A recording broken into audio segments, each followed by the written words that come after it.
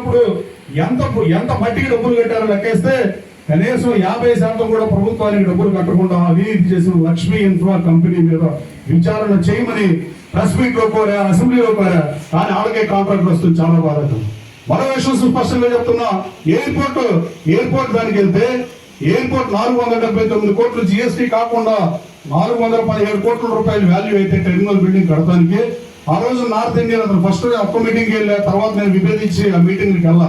కానీ వాళ్ళు 80% work complete చేస్తే ఇంకా 20% మాత్రమే వాళ్ళకు 306 కోట్లు ఎగ్జిక్యూట్ చేశారు ఎన్కేజీ అనే కంపెనీ వాడు. ఇవాళ కేఎంఈ అంట ఆడెవడో నాకు తెలియదు, కానీ ఎప్పుడూ గన్నవరంలో తెలుగుదేశం పార్టీ అని పనిచేయాల, కానీ మన ప్రత్యర్థికి పనిచేసిన వాళ్ళు కాంట్రాక్టులు అనేది తీవ్రంగా పనిచేస్తున్నా. ఇది క్షమారాహం కాదు. అంటే నేను యుద్ధం చేస్తే నా రెక్కల కష్టం ఖర్చు పెడితే మీరు ఇలా అవమానాలు పాలు చేస్తే నేను ఎట్టి పరిస్థితుల్లో ఉపేక్షించను. ఇప్పుడు ఇచ్చిన కాంట్రాక్ట్ కేవలం 20% పని మిగిలిపోయి ఉంటే 206 కోట్ల రూపాయలు కేటాయించారంట. అంటే ఆ నార్త్ ఇండియన్ కాంట్రాక్ట్ అయిపోయాడు, వాడు దెబ్బతినిపోయి పాపర్ అయిపోయాడు. వాడి కాంట్రాక్ట్ తీసేసి ఆడు 300 కోట్లతో 80% టెర్మినల్ బిల్డింగ్ పనులు చేస్తే 20%కి ఎంత రూపాయలు అవుతుందో అందరికీ తెలుసు. కేవలం 130 కోట్ల రూపాయలు మాత్రమే టెండర్ ఉంటే 130 కోట్లకి టెండర్ ఎవరో వేయలేదనే కారణంతో మళ్ళీ పిలిచి 206 కోట్లు కట్టబెట్టింది. నా ప్రత్యర్థి మీద నేను యుద్ధం చేసినందుకు మీరు నాకు ఇచ్చే గిఫ్ట్ అని అడుగుతున్నాను. అది చేసింది ఎవరైనా, ఏ పార్టీలోనే చేయగలరు ఎవరైనా. కానీ అలాగే కొంతమంది మేము పార్టీకి సపోర్ట్ చేశారు. గన్నవరంలో నేను టీడీపీ ఇన్ఛార్జ్ గా ప్రకటించిన తర్వాత నన్ను ఎప్పుడు కలవరా, చంద్రబాబు నాయుడు గారు అక్రమరిస్తున్నప్పుడు ఎప్పుడు బయటికి రాలా. ఈ నియోజకవర్గంలో వేలాది మంది హనుమాన్ జంక్షన్ నుంచి రావర్పల్లి రింగ్ వరకు చంద్రబాబు నాయుడు గారు రాజకీయ జీవితంలో ఈ 50 సంవత్సరాల్లో అలాంటి ర్యాలీ ఆయన చూసున్నాడు. నవ్వుతో నభవిష్యత్ రీతిలో వెల్కమ్ చెప్పింది మీరు. మనం అర్ధరాత్రి పూట జనాలు ఓడి చేయటం అంత సాధ్యమైన విషయం కాదు. మేమైనా సాయంత్రం పూట పొద్దున వస్తాం తప్ప అర్ధరాత్రి 12కి వచ్చి ఎవరు ఉండరు. మేము ఊరినే మా కాన్షియన్స్ అనుకుని మీరు అందరూ బాగా ఎదగపోతున్నారని చూసేస్తాం. అలాంటి పరిస్థితుల్లో నేను యుద్ధం చేస్తే ఇది దుర్మార్గం. అలాగే ఒక పార్టీ ప్రెసిడెంట్ ని ట్రాన్స్ఫర్ చేసిన పరిస్థితి. నేను కొన్ని మాటలు వచ్చుకోవాలి. నా నియోజకవర్గంలో కంపెనీ ఉంటే ప్రభుత్వానికి సంబంధించిన అయితే నేను శాసనసభలో మాట్లాడటం మున్నటికి రైటే. నేను అవినీతిని ఎండగడతా.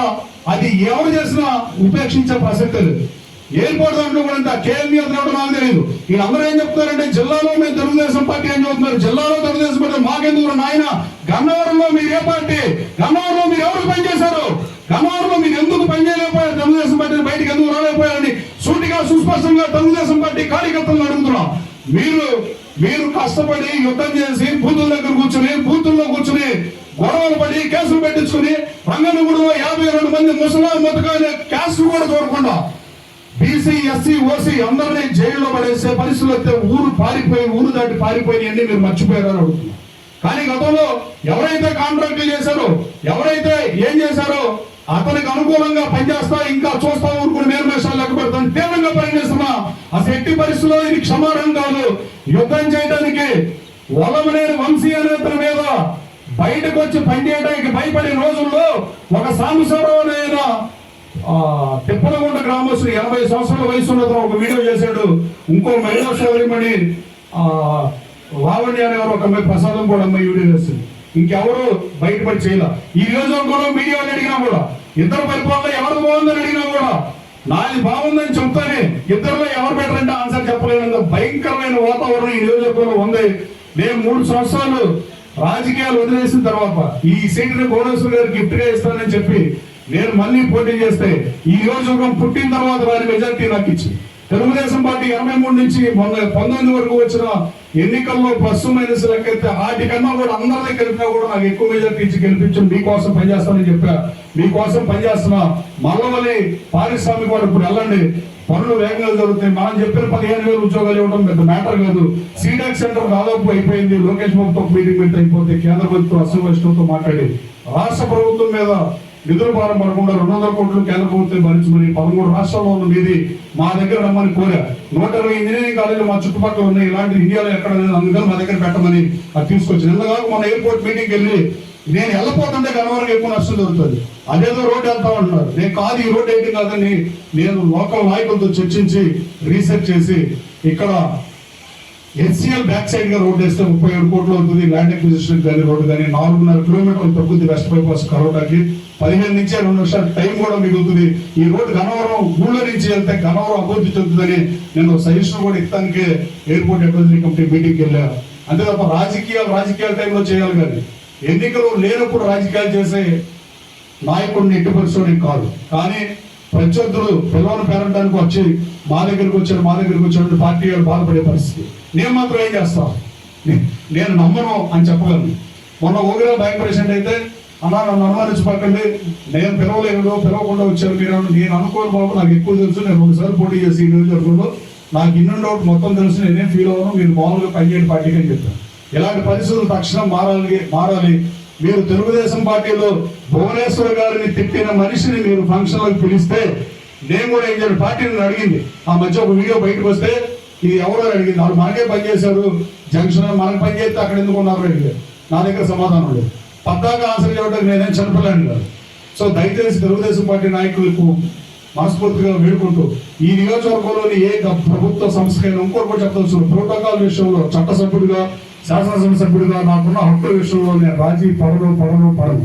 ఈ మనోడు ఒక ఇండస్ట్రీస్ అంట, ఆ రోజు అతను కూడా ఇప్పుడు బయటికి రాలా, పార్టీకి ఓటేయమని అడగరా, నేను పార్టీ అని చెప్పలా, ఇవాళ పార్టీ అని చెబుతున్నారు. వీళ్ళందరూ 1 కోటో 2 కోటో ఏదో చందాలు ఇచ్చో అది చేసో మాట్లాడే రాజకీయాలకి చర్మగీతం పాడైపోతే ఈ నియోజకవర్గం పాడైపోతుంది. No doubt about it. అతను ఒక కేంద్ర మంత్రిని పెడితే రాష్ట్ర మంత్రిగా నాకు ఫోన్ చేశారు, అన్న ఎలా ఉంటారు మీరు ఎలా నమ్మని, నాకైతే మనం పిలవలేదు, నేను రాను. కానీ అంటే వీళ్ళకి పిలవడానికి భయం, ఎన్నికల ముందు బయటపడడానికి భయం, ఎన్నికలు అయిపోయిన తర్వాత తెలుగుదేశం పార్టీ అని చెప్పి నాకు సమాచారం లేకుండా ఓపెనింగ్లు పెడతాం. అది కలెక్టర్ అయినా డోంట్ కేర్. నా హక్కుల విషయంలో ప్రాథమిక హక్కులు ప్రజలకు మీకు ఎలా ఉంటాయో నా హక్కుల విషయంలో కూడా నేను ఎట్టి పరిస్థితుల్లో రాజీ పడని. నేను లేనప్పుడు శంకుస్థాపన చేయడం, నేను లేనప్పుడు ఓపెనింగ్ చేయడం ఎట్టి పరిస్థితులు చల్లదు. గతంలో వైఎస్ఆర్ కాంగ్రెస్ పార్టీలో పోటీ చేసిన నేను ఓడిపోయాను కాబట్టి అవమానాలు పడ్డా. నేను దూరంగా ఉన్న నియోజకవర్గానికి ఏ ఓపెనింగ్ నేను రాలా. బ్యాంక్ చైర్మన్ గా ఉన్నా కూడా ఒక్కసారి ముఖ్యమంత్రికి ఇచ్చిన సెక్యూరిటీ పెట్టి నన్ను పంపారు వాళ్ళు. కానీ ఇప్పుడు నేను శాసనసభ్యుడిగా గెలిచిన తర్వాత ఆ ఊర్లో ఈ ఓపెనింగ్ ఉంది, ఆ ఇండేట్లు కుదరవు అని తీవ్రంగా పరిగణిస్తున్నా. ఈ నియోజకవర్గ శాసనసభ్యుడిగా నాకుండే హక్కుని కాలం వస్తే ఎట్టి పరిస్థితుల్లో ఉపేక్షిస్తున్నాం. హౌస్ కమిటీకి అసెంబ్లీలో కూడా మాట్లాడే విషయం మీద, అలాగే మీ అభివృద్ధి కోసం పనిచేస్తున్నాం, మీ బిడ్డల భవిష్యత్తు కోసం పనిచేస్తున్నా తప్ప. అంటే మనం యుద్ధం చేస్తే ప్రతివాడు మేము పార్టీ అసలు నన్ను ఏ రోజు ఎవడో కలవనాడు పార్టీ ఎలా అవుతాడో నాకు నిజంగా అర్థం కాని పరిస్థితి. ఈ ఇండస్ట్రీస్లు అంత భయం ఉన్న ఇండస్ట్రీస్లు భయం ఉన్నట్టు ఉండొచ్చు కదా. ఇవాళ ఆ రోజున పార్టీ కాదని ఇవాళేమో పార్టీ అని ఎంత భయం ఉన్నాళ్ళతో మనం ఎలా పనిచేయాలనేది తెలుగుదేశం పార్టీ కార్యకర్తలు ఆలోచించారు. కేసులు పెట్టించుకుంది తెలుగు యువత, పనిచేసింది తెలుగు యువత. ఆఖరికి ఈ నియోజకవర్గంలో తెలుగు మహిళల్ని ఒక మీటింగ్ పెడితే నేను గన్నవరంలో ఉన్న కళ్యాణ మండపాలకు 4.5 లక్షల రూపాయలు పెళ్లికి అద్దె అయితే 4 మీటింగ్లకి 4.5 లక్షలు కట్టే తప్ప రాజకీయ పార్టీ స్వార్థం కానీ నేను తగ్గించగలుగుతాను యాచించడం నా లైఫ్ లో లేదు. అలా పనిచేసిన మనం యుద్ధం చేసి గెలిచాం. మన ప్రత్యర్థి ఎలాంటాడో నాకన్నా మీకు ఎక్కువ తెలుసు. వచ్చిన తర్వాత నాకు తెలుసు. ఒక 5 ఏళ్ళు మీరు ఎమ్మెల్యేలు వచ్చారు.